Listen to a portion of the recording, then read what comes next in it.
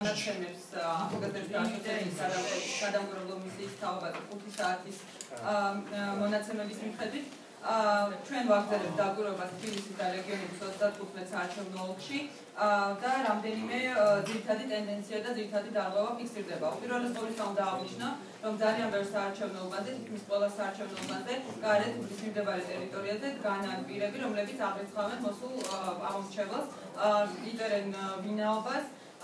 ეს კიდევ ერთხელ მინდა აუჩნო პირველ პრესკონფერენციაზე ვისაუბრეთ ამაზე, რომ წარმოადგენს დიდი კონტროლს ამომრჩევლის გამოვლენაზე. ჩვენ გვიკავშირდება ძალიან ბევრი მოქალაქე, რომელიც შეშფოთებას გამოხატავს.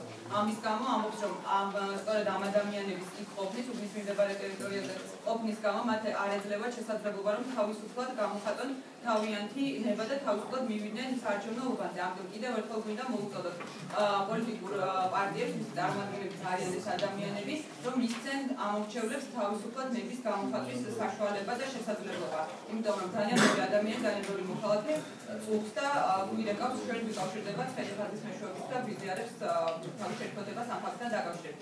ასევე რაც შეეხება უშუალოდ კანონდარღვევებს, რომლებიც დაფიქსირდა, პირველ რიგში ეს არის რამდენიმე შემთხვევა, სულ 5 შემთხვევა, როდესაც უბანზე მისულ ამომრჩეველს დახვდა მისი გვარის გასწვრივ ხელმოწერა. ეს იყო ბათუმის 2 უბანზე, 23 და 53 უბანზე და საბურთალოს 21 უბანზე. ასევე ბევრ უბანზე პრობლემად რჩება მარკირების სითხე. მარკირების სითხე რეგიონებში არის უხარისხო, არ ტოვებს იმ კვალს, რა კვალისა, რა აღნიშნავს უნდა რჩებოდეს სითხის გამოყენების შემდგომ შესაბამისად ვერ ასრულებს თავის ფუნქციას და ფაქტობრივად შეგვიძლია ვთქვათ, რომ ამ უბნებზე მარკირება არ ხდება. მიუხედავად იმისა, რომ ჩვენ დავწერეთ ყველა ასეთ უბანზე საჩივარი, მოვითხოვეთ კენჭისყრის შეჩერება, ვიდრე არ მოხდებოდა აღჭურვა ამ უბნების სათანადო მარკირების სითხით, აღნიშნული მოთხოვნები არ დაკმაყოფილდა და კენჭისყრა მიმდინარეობდა მთელი ამ დროის განმავლობაში მარკირების სათანადოდ ჩატარების გარეშე.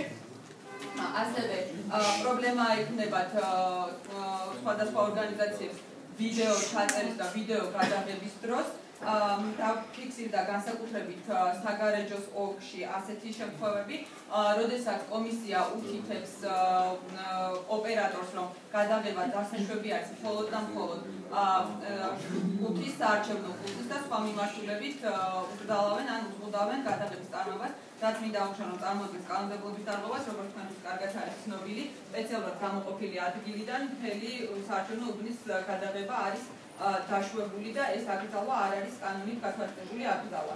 ასევე ინციდენტი მოხდა მარნეულის 50 უბანზე, საიდანაც გამოძევეს გააძევა კომისია ახალგაზრდთა ასოციაციის დამკვირვებელი, რომელიც საჩივრის დაწერას აპირებდა.